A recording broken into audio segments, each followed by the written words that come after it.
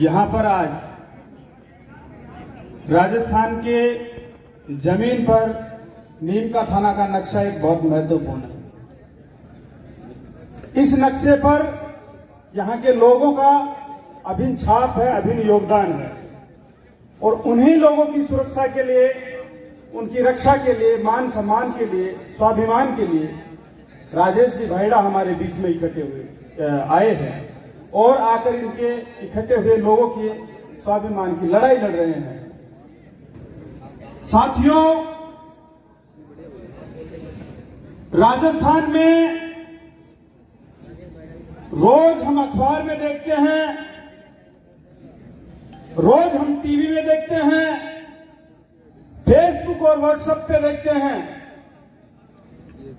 इतना अन्याय अत्याचार होता है जिसके लिए लड़ने वाला कोई नहीं है। और नीम का थाना में वही आंकड़े हैं, लेकिन यहां के मौजूद नेताओं में से कोई एक भी व्यक्ति कभी कोई धरना, प्रदर्शन, आंदोलन जनता के लिए नहीं किया।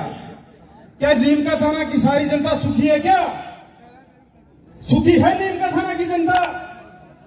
सुखी नहीं है। इसके बावजूद भी ना तो यहां पर अपोजिशन है, ना यहां पर पक्ष है और यहां की भोली भाली जनता को यहां के नेताओं ने लूटने का काम किया है।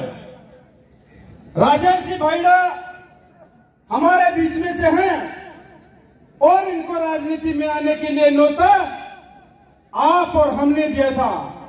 किसने दिया था? आप और हमने दिया था। राजेश जी ने कभी यह नहीं कहा था कि मुझे एमएलए बनना है। साथियों, ये जमाना, समाज, राजनीतिक पार्टियां कातिल बनकर, हत्यारे बनकर घूम रहे हैं नीम का थाना के अंदर। हमारे भाई को नीम का थाना में हमने तैयार किया था, किसी के सहारे से खड़े नहीं हुए थे और राजेश भाईड़ा को हमने कहा था कि राजेश भाईड़ा आप विधायक के लिए काट होके, हम आपके पीछे हैं, हम आपके साथ हैं। आपसे मैं निवेदन करता हूं और आपसे मैं पूछना चाहता हूं, राजनीतिक पार्टियां और उनकी टिकटों के पीछे भागने वाले नेता, उनकी टिकट साइड में रख दो, उनकी पार्टियां साइड में रख दो और उनमें कितना मादा है हमारे सामने आकर खड़ा होकर दिखा दे। एक भी व्यक्ति राजेश जी भाईड़ा की बराबरी कर ले, हमें बता दीजिए। राजेश भाईड़ा में मादा है, दम है, साहस है कि यहां के नेताओं के सामने वो टिकटों का सहारा लेकर कायर है, घूमते हैं। हम लोग जनता का सहारा लेकर, हमारे भाइयों का प्यार लेकर इस मैदान में बैठे हुए हैं। मुझे मालूम है आज नीम का थाना के हर नागरिक की जेब में मोबाइल है और उस मोबाइल के कम से कम 50% लोगों के अंदर मोबाइल में राजेश जी भाईड़ा का नंबर लिखा होगा और जब भी कभी जरूरत रहती है राजेश भाईड़ा की किसी भी दुख पीड़ा के अंदर, तो कभी ये नहीं देखते हैं कि गीगराज को फोन लगाया जाए, अमिताभ जी ढांगरे को फोन लगाया जाए, शुभम को फोन लगाया जाए, राकेश को फोन लगाया जाए, महेश को फोन लगाया जाए। कभी करते हैं क्या? नहीं करते हैं। फोन बजता है सीधा लोगों का और राजेश भाईड़ा के पास सीधी घंटी आती है। इसका मतलब क्या है? हमने गांव में नेता बनाए हैं, गांव में हमने ना बिकने वाले नेता बनाए हैं और दलालों की हमने छुट्टी की है, छुट्टी।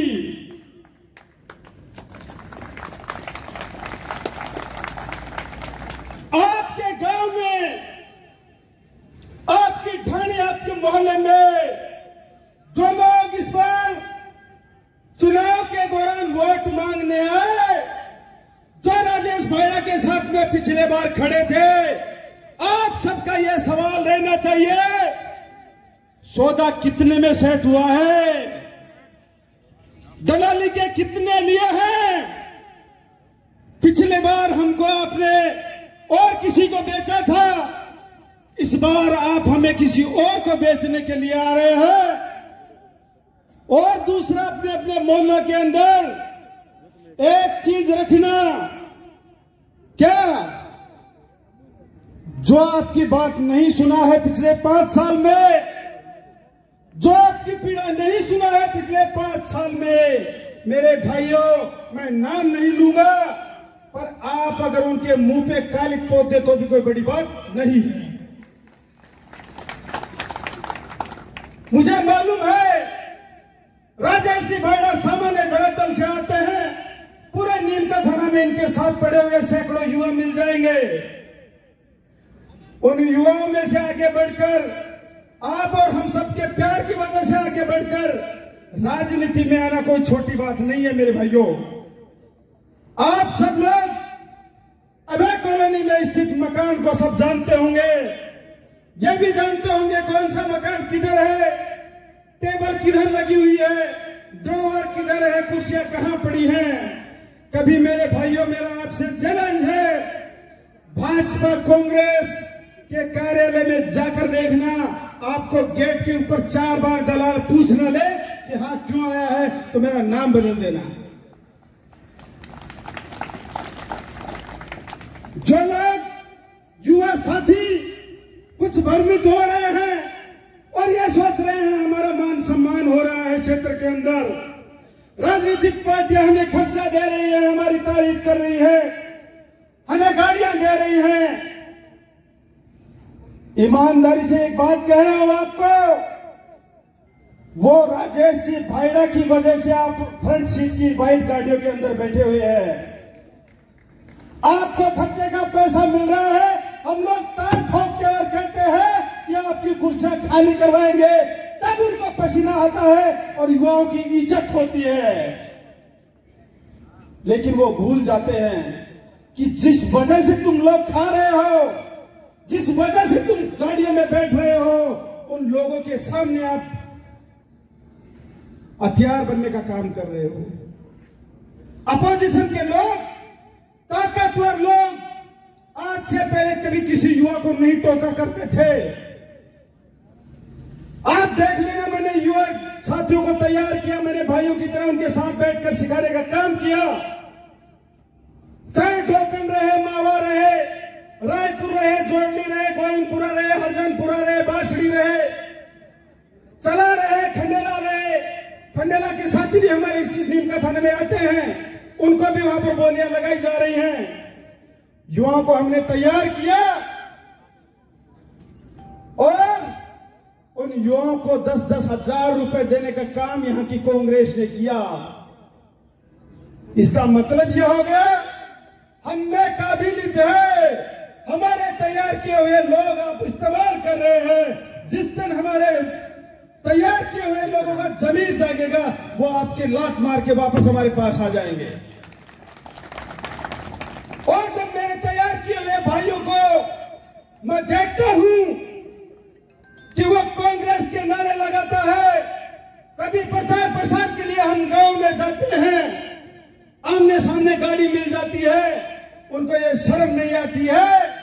जो भाई आपकी पीड़ा में आपका फोन उठाते हैं, आपके साथ रहते हैं, उनको आप नरेंद्र मोदी की स्टाइल से हाथ करके गाड़ी निकाल ले जाते हैं। आप राहुल गांधी की तरह हाथ करके गाड़ियां निकाल ले जाते हैं। आपको मेरे भाइयों एक दिन जरूर याद आएगा, आप ये जो हाथ उठा रहे हैं, आप गाड़ियों में बैठ रहे हैं, आपको 26 तारीख को कोई कुत्ता भी पूछ ले तो हमें बता देना, आपको जगह सिर्फ राजेश भाईड़ा और हमारे पास रहेगी। समय का अभाव है, हम सबने ये तय किया है कि हम भाषण तो देते रहेंगे, गांव-गांव आकर हमारे साथियों से मिलते भी रहेंगे, लेकिन ये जो लोग हैं यहाँ पर पहुंचे हैं, 9 बजे से इंतजार कर रहे हैं। काफी वक्ताओं की हमने लिस्ट बना रखी है, 36 कौम के साथियों की।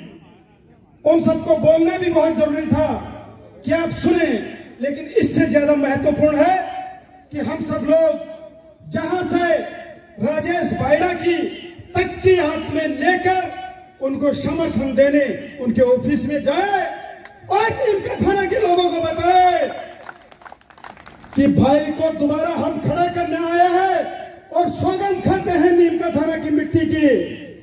चाहे कितना बड़ा पैसा आ जाए, कितनी बड़ी ताकत आ जाए, कितने बड़े जैक आ जाए, हम राजेश भायड़ा को पीछे नहीं छोड़ेंगे, साथ लेकर आगे बढ़ाएंगे और विधानसभा में पहुंचाएंगे। मैं आपको भरोसा दिलाता हूं, आप सबका कभी ना कभी कान पड़ा है। राजेश जी भायड़ा पहले भी विधायक था, अब भी विधायक है और आगे भी विधायक ही रहेगा। राजेश जी भायड़ा की टीम में जुड़े हुए एक भी व्यक्ति को आप देख लीजिए, कोई व्यक्ति पैसे से कमजोर रहे, जमीन से कमजोर रहे या सामाजिक इज्जत से कमजोर रहे, गांव ढाणी मोहल्लों में जो ठेकेदारी लगाते हैं, इस बार हम उनकी तलाश लगाएंगे। क्या लगाएंगे?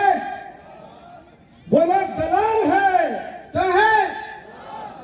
उन्होंने बेचा है समाज को, वोट का सौदा किया है, सौदा क्या किया है? आप लोगों से उम्मीद है आप लोग उस सौदे का हिसाब जरूर लेंगे। हर बार आपके पास आ जाते हैं और कह देते हैं कि आपको इस बार कांग्रेस में वोट देना है, इस बार भाजपा में वोट देना है। आपके सामने एक शायरी बोलकर मैं मेरी बात को खत्म करूंगा। दीपक की रोशनी में सूरज को ढाला जाएगा, दीपक की रोशनी में सूरज को ढाला जाएगा, देख लेना इस दीपक का उजाला दूर तक जाएगा, दूर तक जाएगा। हम सभी साथी हाथ खड़ा करके, हाथों में तख्तियां लेके पूरे जोश और जुनून के साथ भाई को समर्थन देंगे और एक साथ मेरे साथ नारा बोलेंगे, जय जय भायड़ा, विजय भायड़ा। ठीक है? तख्तियां ऊपर कर ले और मैं नारा बोलूं, उसी के साथ बोलेंगे ऊपर हाथ करके, बंद मुट्ठी करके, जय जय भायड़ा, जय जय भायड़ा। साथियों खड़े हो जाओ एक बार। तख्त बदल दो, ताज बदल दो, इन बेईमानों का राज बदल दो। मेरे भाइयों सुन रहे खड़े खड़े, एक मैं बात बताता हूं। राजेश भायड़ा वो शख्सियत है, मैं इनके घर तक जानता हूं, परिवार तक जानता हूं, संबंधों तक जानता हूं। मेरे भाइयों इन्होंने धोखा नहीं किया किसी के साथ में। इन्होंने कहा था पिछले चुनाव में मैं आपको खड़ा मिलूंगा, इनके साथ बहुत बड़ा धोखा हुआ है, बहुत बड़ा। इनका मर्डर हुआ है, एक तरह से राजनीतिक मर्डर। इस हत्या के अंदर हम इस पीड़ा को महसूस कर रहे हैं। आप सारे के सारे गवाह बनेंगे और एक दिन हम विधानसभा में पहुंचाएंगे, फिर इन गद्दारों से हम हिसाब लेंगे। मेरे साथ नारा लगाएंगे, राजेश भायड़ा, राजेश भायड़ा, जय जय भायड़ा, जय जय भायड़ा। आपको पता है साथियों, राजेश जी भायड़ा ने बहुजन समाज पार्टी को सींचने का काम किया। इतिहास में पहली बार नीम का थाना से बहुजन समाज पार्टी को 14,000 वोट राजेश जी भायड़ा के चेहरे की वजह से मिले थे। बैठ जाओ। चेहरे की वजह से मिले थे, सिर्फ चेहरे की वजह से। हुआ क्या? हमने 5 साल पूरी टीम ने मेहनत की। हर गांव ढाणी में हमारा कार्यकर्ता था, हमने काम किया। हमारे लोग तैयार हो गए, विधानसभा चुनाव की तैयारी करने लगे और हमने पिछले दिनों आकाश आनंद जी आए, उस वक्त कम से कम 700-800 के आसपास गाड़ियां करी और ताकत दिखाने का काम किया। विरोधियों ने सोच लिया इस बार भले ही यह टिकट कुत्ते के गले में डाल दो, बकरी के गले में डाल दो, लेकिन राजेश भाईड़ा को नहीं मिलनी चाहिए। अगर राजेश भाईड़ा को बहुजन समाज पार्टी की टिकट मिल गई तो राजनीतिक हत्या राजेश भाईड़ा की जो समझते हैं उनकी हत्या 100% कर देंगे, 100%। इसलिए साजिश के तहत राजेश जी भाईड़ा की टिकट को काटा गया है। और ये इनके साथ नहीं, 36 कौम के लिए जो कोई युवा लड़ रहा है उसके हौसलों को तोड़ने का काम किया है। क्या आपका हौसला टूटने वाला है? क्या आप पीछे हटने वाले हैं? आप डरने वाले हैं? आप टिकट के मोहताज हैं? नहीं है। हमें सूत्र है, हम बाकायदा प्रमाण के साथ बताएंगे कि किस नेता ने कितने लाख, आप गिन नहीं पाओगे, इतने पैसे देकर इस टिकट का सौदा करवाया है। भाइयों, हमारा जमीर जिंदा है। जो लोग जानते नहीं है राजेश जी भाईड़ा को चेहरा कौन है, कभी देखे नहीं है, वो लोग ऐसी उम्मीद करते हैं। उनके लिए राजेश भाईड़ा पहले भी मैदान में थे, अब भी हैं और आगे भी रहेंगे। इसी उम्मीद के साथ मैं मेरी वाणी को विराम देता हूं। आप सबसे उम्मीद है आप सब लोग मजबूती के साथ अपने फील्ड में लगेंगे। यहां से कोई भी व्यक्ति उठेगा नहीं। राजेश जी भाईड़ा को हम सारे लोग इनके ऑफिस पर चलकर समर्थन देकर आएंगे। धन्यवाद।